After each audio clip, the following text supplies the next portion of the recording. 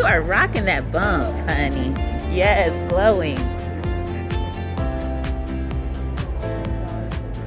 Well, I started my business in 2008 because I lost my job in the market crash, and I was trying to reinvent myself. I was 59 years old, a woman, and I made too much money. No one was hiring me, so I went to the library to reinvent myself. They were throwing away Black Beauty, and I asked her why, and she said, "Oh, no one reads these old books." And I go, "Really?" I said, "I'll buy it. I'll give her $5 for this book." I then educated her. This particular person did not know anything about Black Beauty, which was written in the 1870s. She died 5 months after she wrote this book because she had hepatitis C. Wow. Within a year and a half, it was a worldwide success. We're talking 1870s here. Wow. And within a year and a half, Great Britain passed the legislation that would become the SPCA. And it's I just got two cats from the SPCA. book. Stop it. Oh And my she didn't know God. it, so I go, well, how can I save all these books? I'm so glad I just recorded this. And I'm saving them because people don't know anything. Oh my They live God. in a bubble. Can I record your booth? Oh, Do go you mind? ahead. Okay. I don't care. Oh You're my not going to gosh. go home and make them. They So take this- 15 hours. Up.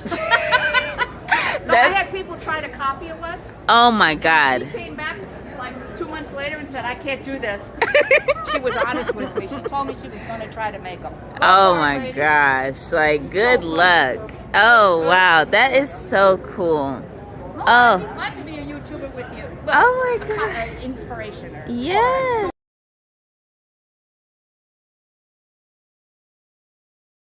So we got Margaret Shipman on today's episode of Follow Your Flow podcast. And well, it's not really a podcast, it's more of a series, a YouTube series, a audio visual production.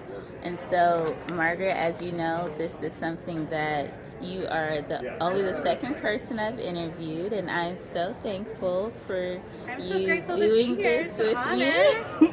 Because I'm just going with the flow, and that's what this podcast is about. It's about how did following your flow lead you to being your own boss, and also following your passions for art.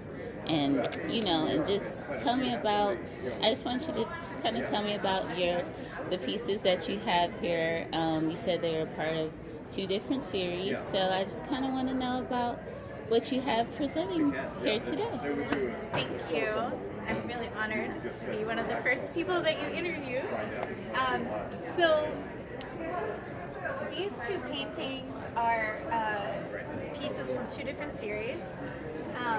And all of my work has to do with herbal medicine, wildflowers, the folklore surrounding them, our connection with the plants that our ancestors, like I'm trying to honor the relationship that our ancestors used to have with all of these plants.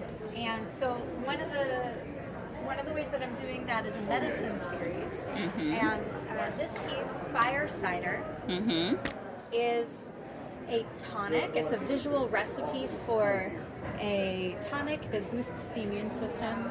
I think it's one of the first herbal remedies that people studying herbal medicine or natural medicine learn. I can vouch for that Yes. because that's totally the first remedy that I learned. Oh, Yes. okay. Yeah, that's right. You said that you Yep. made it last year.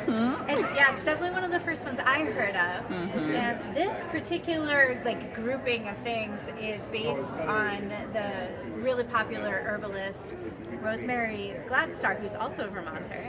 Oh. And so I do these mandala, sort of like a wild mandala of all of the ingredients. Beautiful. And often I'll have the words of the plants that are part of the recipe. And I have a whole series that is based on the medicine of the plants, where I'll also have teas to calm and sustain, teas to give you a good night's sleep, tea with vivid dreams, all kinds of things, whatever I can find. And it's a good way to start a painting, is to already have that energy in mind. Yes. This is a painting from... Love that flow. Thank you. This is from my specimens series, and I was inspired to put these two plants together because one of the first herbal classes that I took is from this amazing woman who is in Vermont, Juliet Abigail Carr. So if anybody would like to take any of her classes, look her up. But from her, I learned that jewelweed is the antidote for poison ivy, and they're often found together. And there are other examples of plants where symbiotic. yes, almost. exactly. Yeah. Where the cure is right next to the problem. There's so many examples. That's so cool. And That makes, I'm sorry to cut you off, but that makes me think of how like different plants or fruits even will look like the part of the body that it's good for healing. There's a word for that, but I can't think Oh, of it I now. can't think of it either, but I feel like it's walnuts like are good for your brains and your because it lungs. looks Yeah. like a brain and Yeah. it looks like a lung, and then like pomegranates look like. Wait, what was it? Pomegranates? It's one of them. Anyways, they all look like stuff. And that was like part of the way that our ancestors figured it out. They're like, let's see if this helps. I love it. That really is like, I don't, I'm trying not to get too deep, but that makes me think that like that's an intelligent design. You know what I'm saying?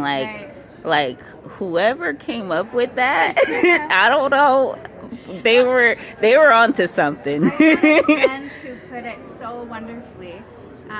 She said that nature is heartbreakingly generous. It's what? Say it again. Heartbreakingly generous. Oh nature. Yes, I love that. Well, and so with the jewelweed and the poison ivy, Yes. I had an epiphany when I was doing my research about it. It totally changed the way that I see poison ivy. And so it's one of the things that I've been talking about a lot during this show when people are coming in and interested in my work. Poison ivy is the defender of the wild spaces. Poison ivy creates a boundary that humans shouldn't cross between our world and delicate ecosystems where humans shouldn't be stomping around anyway. Yes. And something that I find really meaningful is the more CO2 that is released into our atmosphere, the more potent poison ivy becomes. And so as we work to destroy nature, poison ivy becomes stronger to defend nature. And that gives me chills. That gives me so much chills. Woo! So I went from not thinking about it too much to Awesome. and just wanting to avoid it to still wanting to avoid it, but seeing it as a friend. Yeah. Yeah. That is so awesome. And that just ties back to how fear, I always say that fear of something is dispelled once you learn more about it. Like, that's why I have a ball python, because so many people are scared of snakes. And I was never really scared of snakes. I always saw the benefit of them. But, and so I just think that, once you learn more about them, it's, Education. it's nothing to fear. Yeah. Yeah, you know what to stay away from, or you know how to heal if you do get bitten, or you know what I'm saying, or however. Yeah, that's cool. I see that. Oh, So girl, I'd that like is so people cool. to maybe be inspired to learn more about all the common plants that are around us every day. Yes, I love that. Like, that is it's so important. It's important work that you're doing, but I'm sure it doesn't even feel like work, right? No, Because the it's day your goes so passion. fast. I sit down and paint. Yeah. 8 hours fly by, and I'm like, oh, it's time to make dinner. Yeah, in that flow state, following your flow. Exactly. So, all right, well, that's cool. Thank you so much, Margaret. You are my second person I've ever interviewed. And actually, really, this is more like the first, because my first one was really like just out of like nowhere, just off the cuff. But this was more purposeful and intentful. And, intention is the best part of any like magical situation. So I'm so glad. This feels really magical. So thank you, Margaret. Thank you. All right. Bye. All right. We're here at Paradise City Arts Festival. We're here with Miss Erin. Erin is one of the amazing artists here, and this is my third episode of the Follow Your Flow podcast. And we're just going to talk to Erin about what her inspiration and just all about her art and how following her flow has led to this amazing work. Because what the heck? Talk about fidget friendly. Like, Erin's work is so much fun, and you'll see her here, and this is a little video of her work as well. So tell us, Erin, what brought you to this? What's your story? Well, I have a master's degree in social work, and I burnt out of the field within 9 months. Burnout's real. Yes, it is. Mm-hmm. Yep. And I was working with children in crisis, and I burnt out, and I have been doing jewelry as sort of my creative outlet and sort of stress relief. Mm-hmm. And so I kind of just turned to it even more, and that's kind of like how I got started. So my jewelry has a lot of sentiment and meaning. I'm really inspired by both nature and nostalgia, kind of childhood wonder, and so yes, I definitely like things that open and move and spin, and I love the idea of them being fidget friendly. Yes. And tell me, so how long have you been doing this work? I started, I guess I would say 2008 is when I made it kind of my full-time gig. Okay, 2008, the market crash happened that year. That's exactly when I got into it. Me and my fiance met during the pandemic. I think really good things sometimes come out of really bad things. Yeah. And we got to see that silver lining. Silver. Yeah. No pun intended. Yeah, I ended up buying a bead store right before the recession. Mm-hmm. And after burning out of social work, I bought this bead store. But what it kind of showed me is that you can make a living in the arts. Yes. And it allowed me to just start to work in metal and express myself in that way. Mm-hmm. Yeah, and so here we are, however many years ago that is. I can't do the math in my head. It's too late in the day. Yeah, it is. Yeah, we're doing this at the end of the show, y'all. Erin is so awesome to take time away from her pack up to talk to me and to inspire other young women who are coming up in this field, because you can definitely make a lot of amazing things happen when you follow your flow. And that's what this podcast is all about. Can I show you one of my flowers? Yes. I think you'll like it. Yes, I want to definitely see one of your flowers, because this is, I met you at the, what was it? In Northampton. The Northampton show, and you were with your mom, and I loved that. That was so cool. So this little flower, when we turn it upside down, Mm-hmm. open it up, ooh. and the words on it say, "I am rooted, but I flow." Stop, Erin. That's perfect. Yeah, Virginia Woolf. Her name's right on the leaf there, along with my logo. Virginia Woolf. Now, so that's a quote from Virginia Woolf. And who's Virginia Woolf? Tell me more. It's was, okay. I believe a poet. Yes. Poet. Okay. Yes. Mm-hmm. That's what I was wondering. I was like, I know that name sounds familiar. I didn't know if I should say author, but I believe there's more poems. Cool. Poetry, yeah, so. Yes. But so I just she was love that following her idea. flow. Yes, exactly. Mm-hmm. Yep. I'm rooted, but I flow. Like I'm, yes, because we able need to both. move. Yeah. We need both. Ah, that is so special and beautiful.